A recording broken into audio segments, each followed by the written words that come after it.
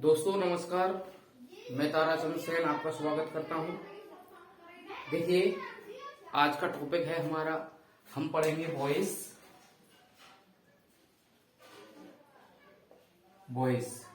देखिए दोस्तों, एक महत्वपूर्ण टॉपिक वॉइस कैसे बनाते हैं, क्या क्या इसमें नियमों की हमें आवश्यकता पड़ती है, सारे के बारे में विस्तार से जानेंगे, अच्छी तरह से समझेंगे और बहुत ही अच्छा समझ में आएगा। एक बार आपसे को ध्यानपूर्वक इसकी तरफ देखना है बस, बाकी और काम मेरा है समझाने का, अच्छी तरह से समझ में आएगा।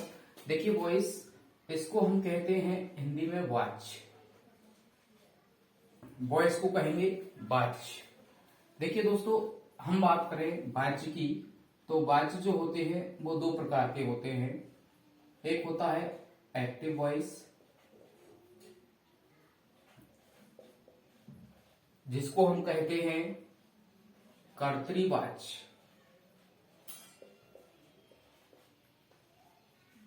एक होता है एक्टिव वॉइस जिसको हम कहते हैं कर्तरीवाच, और दूसरा होता है पैसिव वॉइस जिसको हम कहेंगे कर्मवाच।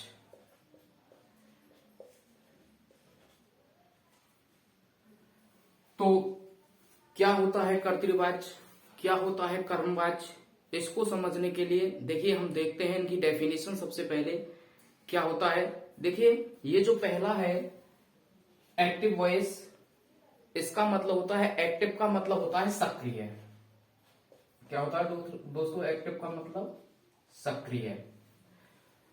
तो ऐसा वाक्य जिसमें जो सब्जेक्ट होता है वो सक्रिय रहता है, कोई भी कार्य करने के लिए जो कर्ता होता है वो सक्रिय रहता है, उसे हम कहते हैं एक्टिव वॉइस। जिसमें संपूर्ण कार्य कर्ता पर निर्भर रहता है, सब्जेक्ट पर निर्भर रहता है, उसको हम कहेंगे एक्टिव वॉइस।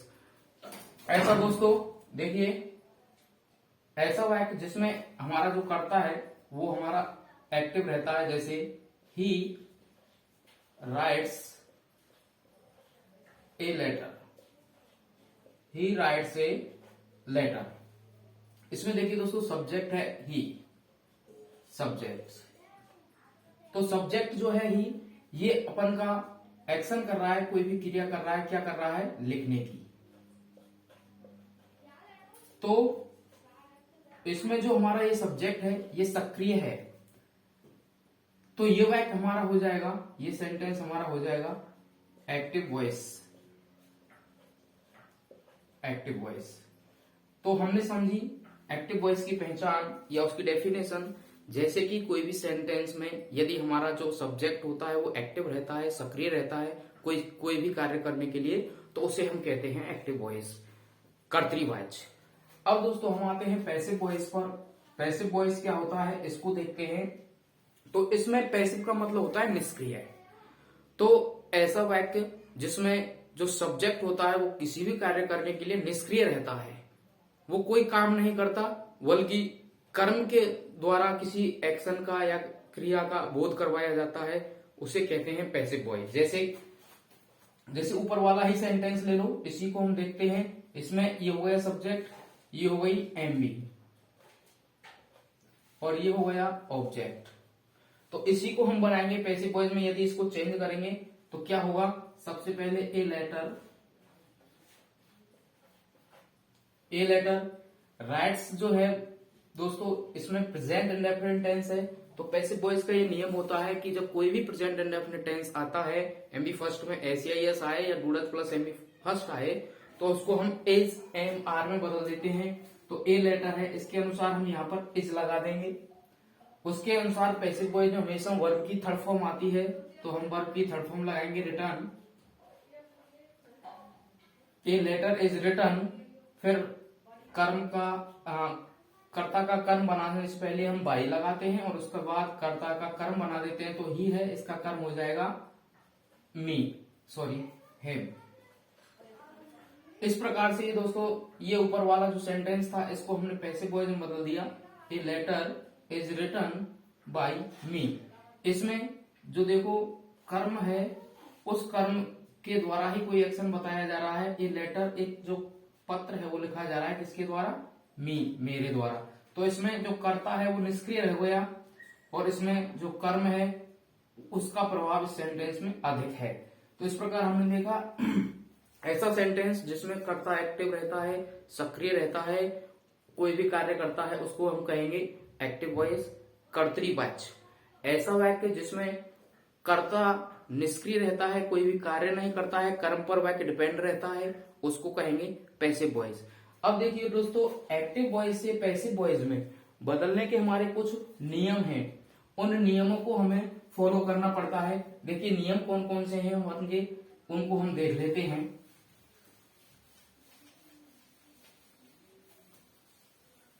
देखिए दोस्तों, सबसे पहला है पैसिव वॉइस बनाने के लिए सबसे पहला जो नियम है वो है कि हम एवी के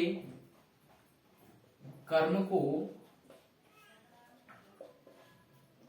पीवी का कर्ता बनाते हैं। सबसे पहला नियम है दोस्तों कि एक्टिव वॉइस का जो कर्म है उसको पैसिव वॉइस का कर्ता बना देते हैं। दूसरा नियम है इसका दोस्तों, टेंस के अनुसार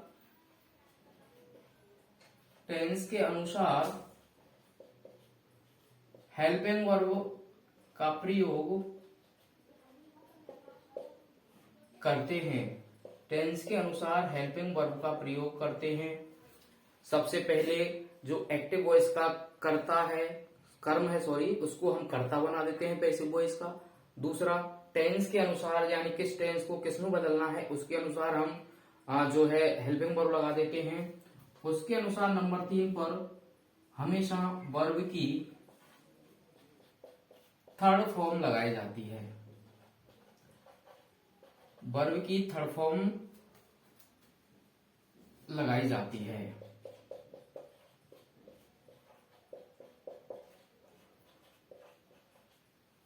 इसके बाद जो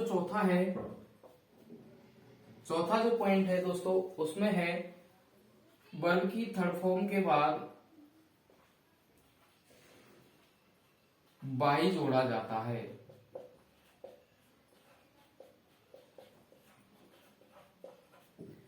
और जो लास्ट स्टेप है, सबसे पहले कर्ता का कर्म का कर्ता बनाएंगे, हेल्पिंग वर्ब लगाएंगे टेंस के अनुसार, वर्ब की लगाएंगे थर्ड फॉर्म के बाद बाई जोड़ेंगे और बाई के बाद हम लास्ट में 5वें स्थान पर जो कर्ता है कर्ता का कर्म बना देते हैं।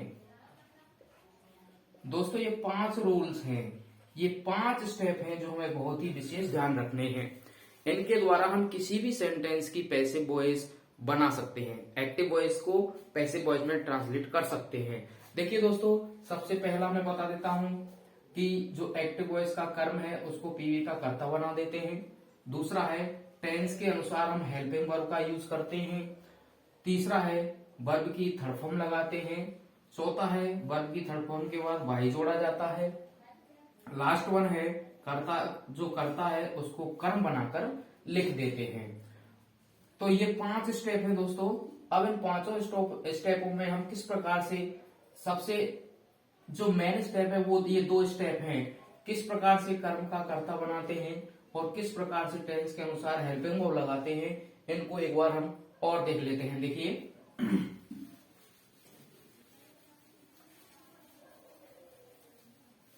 देखिए दोस्तों, कर्म का कर्ता हम कैसे बनाएंगे। यदि सपोज कर लीजिए इधर आ गया सब्जेक्ट और इधर है ऑब्जेक्ट, ये कर्ता है और ये कर्म है। दोस्तों देखिए, सब्जेक्ट आ जाता है आई, तो उसको हम बदल देते हैं मी में। कोई सब्जेक्ट आ जाता है आई, उसको हम बदल देते हैं मी में। और यदि कर्म मी आता है तो जब हम पैसिव वॉइस बनाते हैं तो मी कर्म का हम बदल देते हैं आई। इसके बाद बी कर्ता आता है तो उसको हम बदल देते हैं अस में। और यदि कर्म अस आए तो उसको हम बदल देते हैं वी में। इसी प्रकार से यदि यू आता है तो उसको हम बदल देते हैं यू में। और यदि यू कर्म आता है तो उसको कर्ता हम बदल देते हैं यू में। इसी प्रकार से हम बदलेंगे, यदि ही आएगा तो उसको हिम में बदल देंगे। यदि सी आता है उसको हर में बदल देंगे। यदि दे आता है तो उसको देम में बदल देंगे। इस प्रकार से हम किसी भी सब्जेक्ट का ऑब्जेक्ट और ऑब्जेक्ट का सब्जेक्ट बदल देते हैं। मी आता है कर्म तो कर्ता आई में, यदि कर्ता आई आता है तो मी में, यदि अस आता है तो वी में, और यदि वी आता है तो अस में। इस प्रकार से हम दोनों का इंटरचेंज कर देते हैं। ठीक है, इस प्रकार से हमारा ये जो कर्ता संबंधी कर्ता को कर्म बदलना, कर्म को कर्ता में बदलना, इस प्रकार से हल हो जाता है। दूसरा नियम है दोस्तों जो इम्पोर्टेंट है, वो है कि टेंस संबंधी परिवर्तन हम पैसिव वॉइस में कैसे करते हैं। देखिए, टेंस संबंधी परिवर्तन है वो एक इम्पोर्टेंट है, हिस्सा है इसका, तो वो हमें अवश्य ही याद रहना चाहिए। उसके बगैर हम पैसिव वॉइस इंटरचेंज नहीं कर सकते हैं। तो देखिए, पैसिव वॉइस में हम टेंस संबंधी परिवर्तन कैसे करते हैं, उसके लिए हमारा जो नियम है उसको हम कैसे बनाते हैं। देखिए, इधर है दोस्तों एक्टिव वॉइस और दोस्तों इधर है पैसिव वॉइस। देखिए दोस्तों, यदि हमारे पास सेंटेंस में अगर एम बी फर्स्ट प्लस उसमें एस या ई एस आ जाए दोस्तों, M B first plus S या ई एस आ जाए, तो उसको हम is are am plus verb की थर्ड फॉर्म में बदल देते हैं। इसके अलावा do does plus M B first आ जाए। देखिए दोस्तों, हमारे पास do does plus M B first आ जाए तो इसको भी हम is are am plus verb की थर्ड फॉर्म में बदल देते हैं।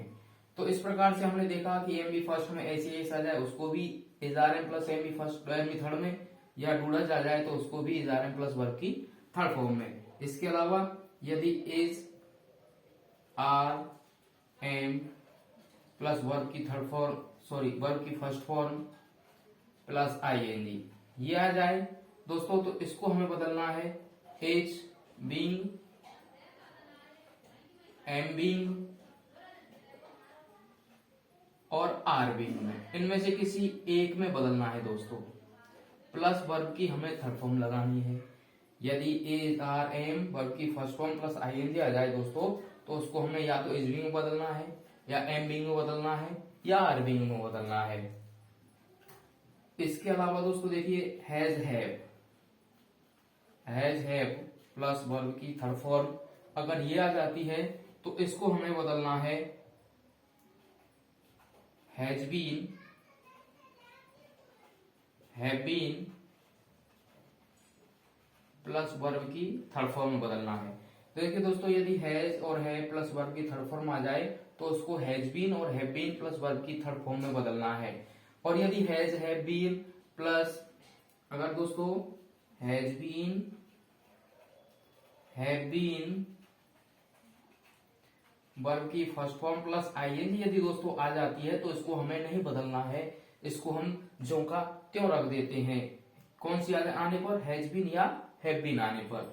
अब देखिए दोस्तों, यदि ये हमारा पूरा प्रेजेंट टेंस का इंटरचेंज हो गया, ये हमने हमारा जो पूरा प्रेजेंट था उसका इंटरचेंज कर दिया। जैसे इनको कैसे बदलते हैं देखा हमने देखिए, जैसे एम बी फर्स्ट में एस आने पर इजार में बदल दिया, डू डज आने पर is are am plus verb की थर्ड फॉर्म बदल दिया। यदि इज आर एम आ जाए और वर्ब की first form I N G आए तो उसको is being, am being, are being में बदल दिया। यदि हैज है प्लस वर्ब की थर्ड फॉर्म आए तो उसको हैज बीन और हैव बीन में बदल दिया। और यदि हैज बीन और हैव बीन आ जाए तो उसको नहीं बदला। ये हमारा पूरा प्रेजेंट टेंस हो गया। इसके अलावा यदि हम बात करें पास्ट टेंस की, तो पास्ट टेंस को कैसे बदलते हैं वो भी देख लेते हैं दोस्तों। देखिए, यदि एम बी सेकेंड या फिर डिड plus M B first, M B second या फिर डिड प्लस एम बी फर्स्ट आ जाती है दोस्तों, तो उसको बदल देते हैं बाजवर में। किसमें दोस्तों, बाजवर में। बाजवर प्लस वर्ब की थर्ड फॉर्म में। यदि दोस्तों बाजवर प्लस वर्ब की फर्स्ट फॉर्म प्लस इसमें आईएनजी आ जाए दोस्तों, तो इसको हमें बदलना है बाजबींग, बर्बिंग, या तो बाजबींग बदलना है दोस्तों या बर्बिंग बदलना है और वर्ब की थर्ड फॉर्म लगानी है। अब दोस्तों यदि हेड आ जाए, हेड प्लस वर्ब की थर्ड फॉर्म, ये आ जाए दोस्तों हैड प्लस वर्ब की थर्ड फॉर्म, तो इसको हम बदलते हैं हैड बीन प्लस वर्ब की थर्ड फॉर्म में। इस प्रकार से दोस्तों हमने ये यहां तक देखा, यदि एम बी सेकेंड आए और did plus M B first आए तो उसको या तो बाज में या वर्ब में प्लस वर्ब की थर्ड फॉर्म में बदल देते हैं।